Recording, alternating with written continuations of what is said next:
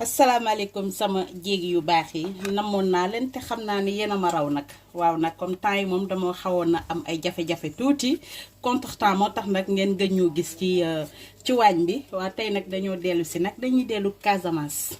Aujourd'hui on vous prépare un plat casamançais qu'on appelle etojaay. C'est une sauce qu'on fait à base des feuilles de manioc et des fruits de mer, de l'arachide en poudre. On le fait aussi avec de l'huile de palme. Là, j'ai de l'huile de palme venant de la Guinée-Bissau, de chez nous. Mon huile de palme, bi nga xamantene dafa neex, machallah, c'est naturel, c'est pure huile de palme là. Nous, on l'appelle le duture chez nous au Sénégal. On appelle ça le duture. Ça, c'est Vitef Cuisine qui le vend. Pour les personnes qui sont intéressées, vous pouvez aller voir notre page Facebook. Axilène chez Vitef Cuisine, ou bien vous nous appelez au 06 24 50 59 74. waaw diwtiir bi nag pour képp ki nga xamante ne yaa ngi vivre fii ci Europe muy plus particulièrement en France boo soxlee diwtiir bi rek danga may contacter boo demee ci sunu page Facebook mu nekk Axilène chez Vitef Cuisine di ngeen ko gis wala ngeen dem ci benn page Facebook bi ngeen xamante ne mi Chéri Émile aussi boo leen fay gee rek di ngeen gis li nga xamante ne lépp dañ koy jaay Vitef Cuisine nee naa leen moom fu ne lay fël nag ci lu baax nag. waaw ba tax ni tey moom nee naa leen comme dañuy dem Casamance tey dem leen di toggal ay tojaay sama mbokku joolaaye nag am naa fa nag sama famille bi nga xamante ne muy sama deuxième famille ma grande famille la famille Manga waaw tey moom. Si ñoom laay jëm nag waa ba tax ni tey pour faire notre plat du jour on aura besoin des feuilles de manioc fii nag congolais yi dañ koy woowee pondu dinaa ci def nag man tey nee naa leen etojaay bi je le fais à ma façon dinaa ci def nag nu mu tuddati encore le poulet fumé gis ngeen poulet fumé yi nag bu nekk fii poulet fumé bi nga xamante ne tamit gis ngeen mu ngi noonu bu la neexee tamit mën nga ko def ak yàpp bu la neexee aussi tu peux le faire avec que les fruits de mer comme ni ko ñeneen ñi di toggee waaye man tey nag damay def mélange de saf-sapal waaw ba tax ni tey dinaa ci def nag les coquilles de Saint-Jacques du moins gis ngeen li tamit dafa neex ci genre sauce yi boo koy togg soit ak soupe kanja aussi mën nga ko ci def dinaa ci def aussi quelques fruits de mer là j'ai des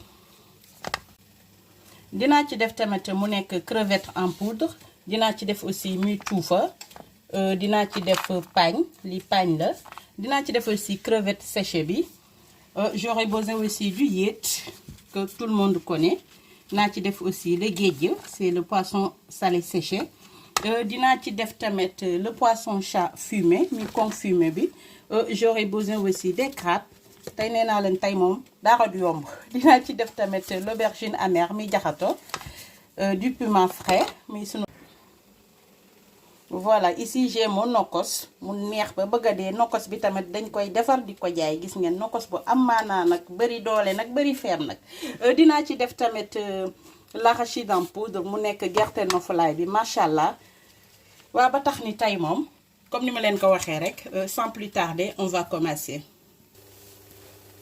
waaw gis ngeen lii cin la cin bi boo leen gisee lii c'est de l'huile de palme comme dama ci daan préparer mooy huile de palme bi nga xamante ne c'est pour une commande moo daal di ko seeyal ma ne xaaral rek ma togg ci etojaay léegi nag dañuy ñëw daal di def sama saka-saka dañ noonu lañ koy woowee aussi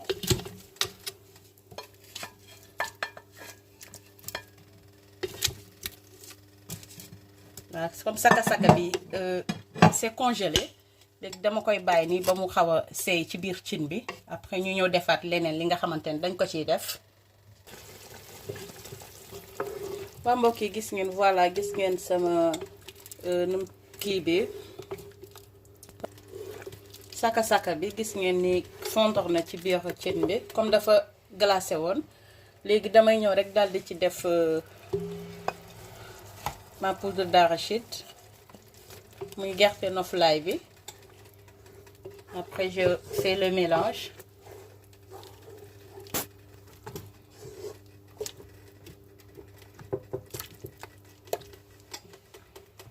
ensuite je rajoute quelques fruits de mer muy num kii bi yoxos beeg yéet bi ak tuufa bi def naa ko aussi comme ça day ñoraale ci biir xam nga yéet moom neexut a togg comme nga koy teel a def comme ça mu mun a ñor.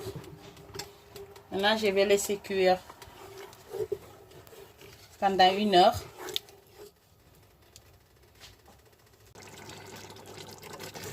Waa mbokk yi gis ngeen macha allah gis ngeen avancement sunu étourdier bi. La sauce fondue du moins ne ko sauce congolais yi mais ñoom nag buñ koy togg duñu def nu mu tuddati encore duñu def la poudre d'arachide ñoom dañ koy togg nii rek ak ay fruits de mer ak jën après ñu def diwtiir mais ñun moom waa Casamance ñun ay tojaay lañ ko tuddee nii lañ koy toggee. Voilà, léegi damay ñëw daal di def sama aubergine amère. Après je mets les coquilles de Saint-Jacques. Neex la def nag.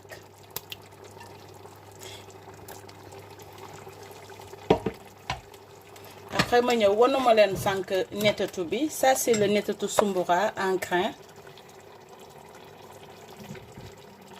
Voilà, gis ngeen. C'est en grain. Léegi damay ñëw rek daal di ko def muy nettatu doom bi. Après, je mets aussi des crevettes séchées.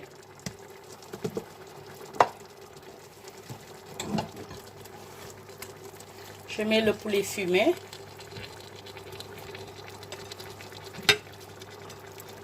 mu gën a yokk cafka bi génnee guwam aussi.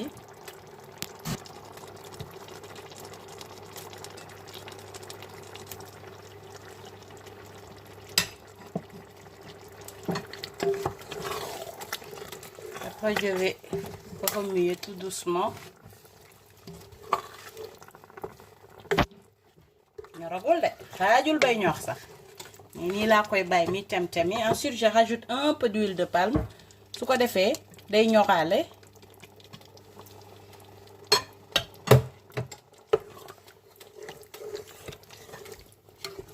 macha allah ma ay tojay waay boole ci diwtiir bu neex.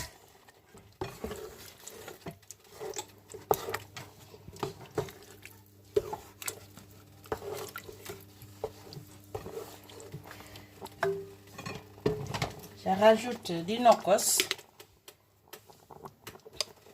waaw gis ngeen nokkos bi moo bëgg nokkos bi sax dafa rafet. Je mets mon assaisonnement.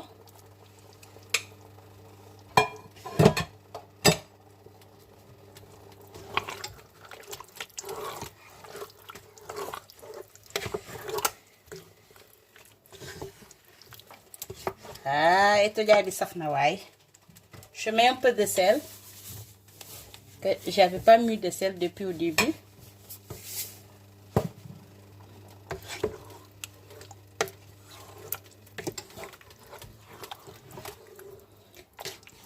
Maintenant, je vais laisser cuire mon étourdier.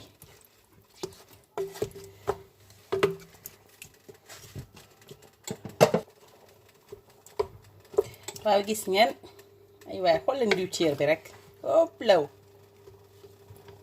yii ay waay sama mbokk joolaay waay tey moom ñeew ma waa Casamance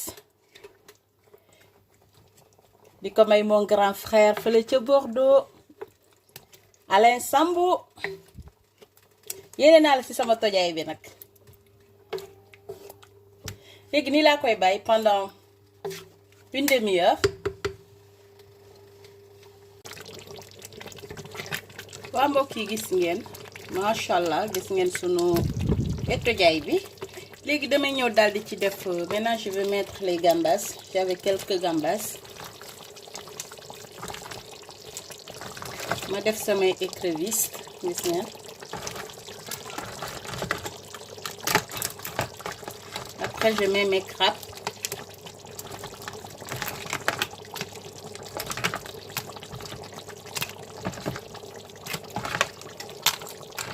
Voilà. Na saf rek. Ensuite je rajoute mon poisson chat fumé. Mooy sama con fumé bi.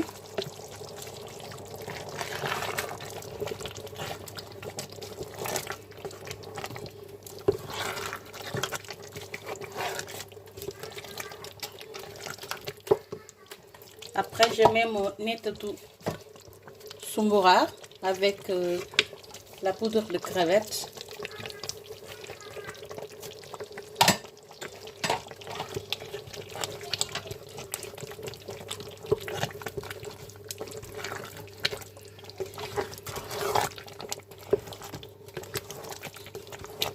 Machallah. Ana sama mbokk joolaay yi may leen ñu pouce bleu waay.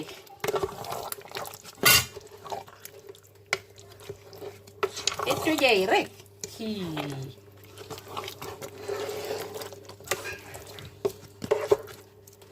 di nga ko lekk chaque jour doo doyal.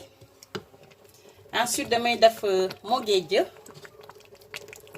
waaw nekk ci puy rek saf-saf. Maintenant je laisse mijoter tout doucement muy gën a ñor di baaxal. Li saf na ëpp law.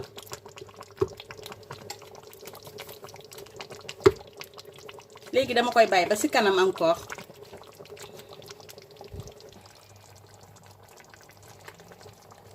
Waa mbokk yi gis ngeen machallah gis ngeen suñuy étojey. Def naa fi sama kaani tëmbal le piment frais. Waaw gis ngeen xool leen diwtiir bi ni mu tëmbee rek. ngay huile de palme machallah. Waa léegi comme pare nañu dañuy ñëw rek ñu daal di yàq suñu añ bu toog. Ma invité leen ci nag. Voilà lépp baax na. Gerte si ñor na. Machin chien yi baax na.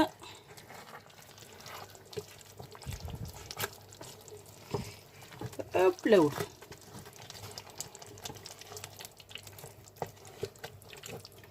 Et Tojaay c'est doux de. Comme ni ko xale yi di waxee.